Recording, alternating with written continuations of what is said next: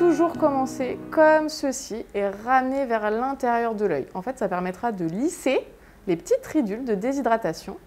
Ensuite, on vient compléter notre crème contour des yeux avec la base de maquillage visage. Et pareil, de la même manière, ça va permettre de fixer notre fond de teint et de rendre le tout beaucoup plus naturel et longue tenue. On termine notre soin avec le lip balm. Ça permettra de fixer le rouge à lèvres plus longtemps dans la journée. C'est lui qui va cacher la couleur et l'anti-cerne viendra juste donner un peu de luminosité. Un des best-sellers de la marque, le Skin Longwear Weightless Foundation. J'en applique très légèrement en lissant sur l'ensemble du visage. Et là où j'ai besoin de couvrir un petit peu plus, je tapote un tout petit peu avec mon pinceau localement.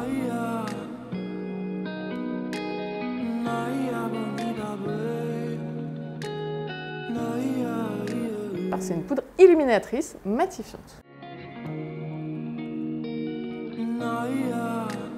Et je vais vraiment l'utiliser comme le soleil. Donc le soleil, il tape de haut en bas. Donc on va suivre vraiment ce mouvement-là pour avoir un effet le plus naturel possible. Je vais utiliser le rouge à lèvres en blush et en rouge à lèvres. Je le travaille avant sur ma main pour enlever l'excédent. Je fais sourire mon modèle et je vais vraiment appliquer le blush sur le bombé de la pommette. Hop, vraiment ici avec mon pinceau, petit mouvement, soit un petit peu rond comme ceci, soit vous faites un mouvement vers le bas. Mais on reste vraiment sur le bombé.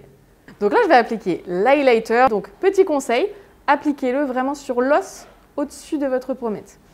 Et comme ceci, on caresse vraiment la pommette avec l'highlighter.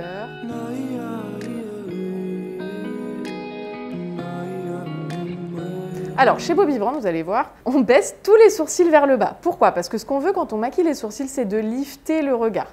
Donc le but, c'est de maquiller plutôt la ligne supérieure du sourcil et c'est en général là où on a des manques. Je vais donc suivre la forme initiale du sourcil en faisant vraiment des pointillés. Une fois que j'ai fait ça, j'ai juste à rebrosser. Et là, déjà, on a une très belle différence au niveau des deux sourcils visuellement. Je vais l'appliquer directement avec l'embout sur la paupière mobile. Et ensuite, je viens tapoter au doigt, lisser un petit peu même au doigt. Si on veut, on peut aussi en mettre un petit peu sous la racine des cils inférieurs. Je vais venir balayer sur mon Cream Shadow Stick mon highlighter. J'utilise maintenant l'Ultra Fine Eyeliner Brush. Je vais venir vraiment à la racine du cil, déposer en pointillé la matière. Et j'utilise ensuite donc un autre pinceau pour venir repasser sur mon gel eyeliner. J'aurai vraiment cet aspect flouté, estompé. Là, je vais utiliser donc le Smoky Eyes Mascara.